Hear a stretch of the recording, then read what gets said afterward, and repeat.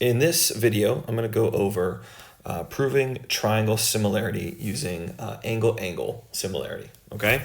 So the first kind of main box here is we're going to put kind of everything for the postulate that goes with this. So I'm going to draw two triangles here. I'm going to make them similar triangles, or the best that I can. All right, so this is going to be triangle ABC, and I'll make this one triangle DEF. Okay, and I'm going to say that angle A is congruent to angle D, and angle B is congruent to angle E. Now, what this means is that if we have two angles that are congruent, then we have these triangles are actually similar triangles. Okay, so I'm going to write down if the angles of one triangle are congruent to two angles of another triangle,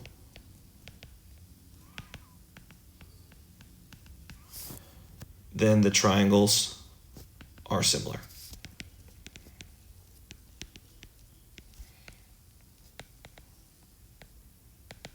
Okay, so for these two triangles that I just drew, we would say that triangle ABC is similar to triangle DEF. Okay, and that's the angle-angle similarity. Okay, let's use that to help us with some questions. So the first one, we have two parts here. In these first two triangles, we're determining if triangles SEY and triangle CHW are going to be similar. So I notice that they're both right angles, and then we have one angle measure in each of them. So if I were to figure out what this third angle is, I know that angle S and angle E have to add up to 90 for that to be 180 degrees total. So that is going to be 51 degrees. Same thing over here, trying to find angle H, 39 degrees plus 51 degrees equals 90. And so because we have two angles are congruent, we can say these two triangles are similar. So I'm going to say triangle, so I'm going to say yes, they are. Triangle SEW is similar, and I'm going to match up the angles here, to triangle WHC. And again, just like we did in the first semester with our proofs, if you had said triangle ESY, then you would just say that that is similar to triangle HWC, right? The order, as long as they match each other, then the order it can be whatever you want, okay? But they got to match. Okay, let's try the next one. The next one, same idea here with determining if these triangles are similar. We need two angles to be congruent. And I see this is 68 degrees, 68 degrees, so those are congruent. But when I add the two angles given to me in each of these and subtract from 180, I get 58 degrees, right? That would make 180. And in this one, I get 49 degrees. And you can see that we don't have another set of angles that are congruent. So if you only have one, then that's not enough to prove these triangles are similar with angle-angle similarity. So I'm going to actually say that these are not similar triangles. Okay, let's go to the next one. Number 2, same idea, but this time we don't have any angle measures. We do, however, in part A, have a pair of parallel lines, and I do see we have a vertical angle here with angle E, so I know those are going to be congruent. And then using my transversal with parallel lines, the theorems from the first semester, I can say that angle C and angle G are congruent because of if lines are parallel, then alternate interior angles are congruent. So these are similar, yes. And I'm going to line them up. So I'm going to say CED is similar to triangle GEF. Okay, let's try this next one over here. This next one, all right, when I look at this, we have triangle MNL and QPL. Again, we've got those two parallel lines, and we can actually say that this one is congruent to this one with corresponding angles, and same thing with angle N and angle P. All right, so I'm going to say that they are similar, yes. I'm going to say that triangle MNL is similar to triangle QPL. Okay, now let's do a couple of word problems and we'll be finished. So this problem here, number 3, says that we have a house. So I'm gonna draw a house, and please excuse all my drawings. I'll do my best here. All right. It says that we have a sun. All right, so I'm gonna draw a sun. All right, it's really good. And then we have a fence. I'm gonna draw a quick fence here. All right. Again, no laughing, or you can laugh, but don't be mean. All right, so I'll make a little smaller fence. It's not as big as the house. Okay. Okay, let's make that the fence. Something like that. Sure, looks like a fence. And it tells us that we have, because of where the sun is, it's causing shadows that extend from each of these things. I'm gonna move my fence a little farther to the right. Okay, so the sun is causing some shadows. So I'll say that it's causing this shadow here, and it's causing this shadow here. Okay, then we're told that we have the house is 16 feet tall. So this house is 16 feet tall. And it says that the shadow is 24 feet. Okay, and we have our angle that the sun is hitting the house right there. I'm going to do the same thing for this fence. The fence is only 4 feet tall. So 4 feet tall.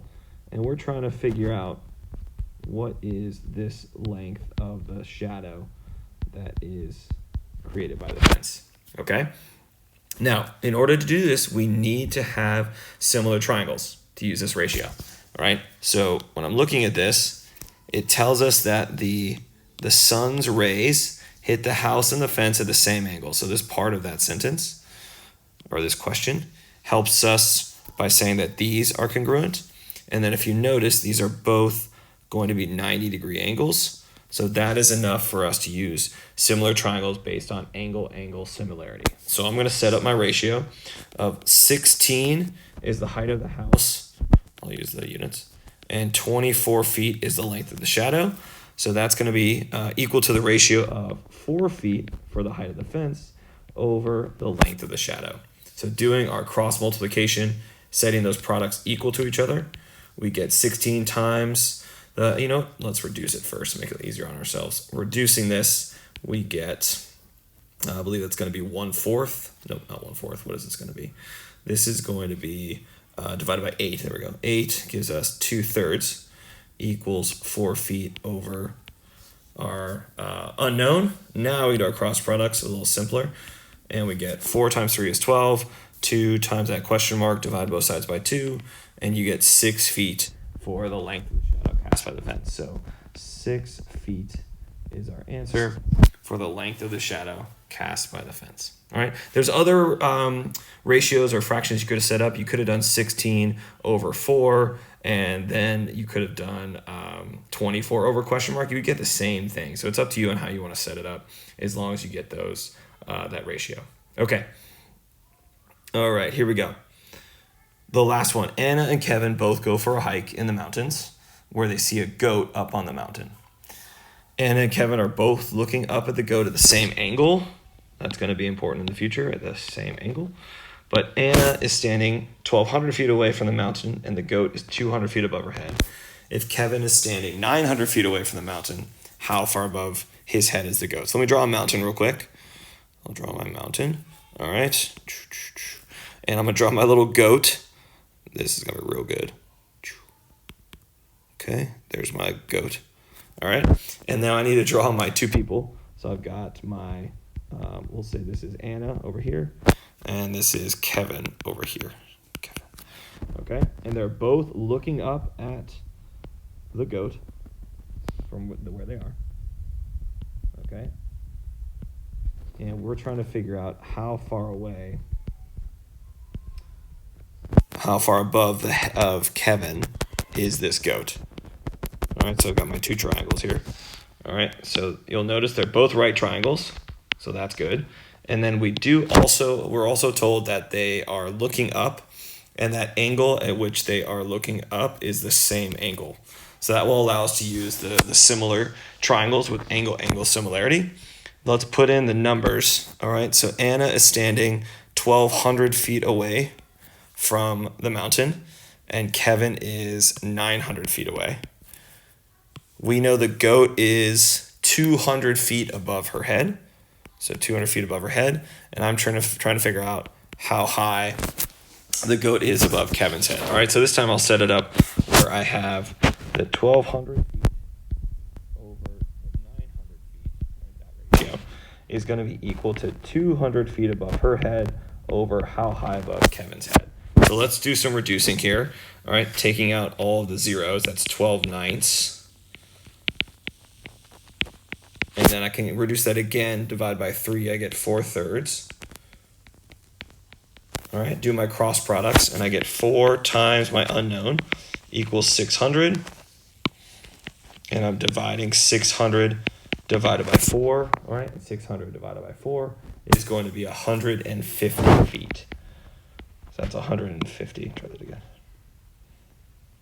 150. Okay, so how far above Kevin's head is the goat? The goat is 150 feet above Kevin's head. All right, guys, so that's using angle similarity to solve some word problems, and check out the homework and get ready for that quiz. Good luck.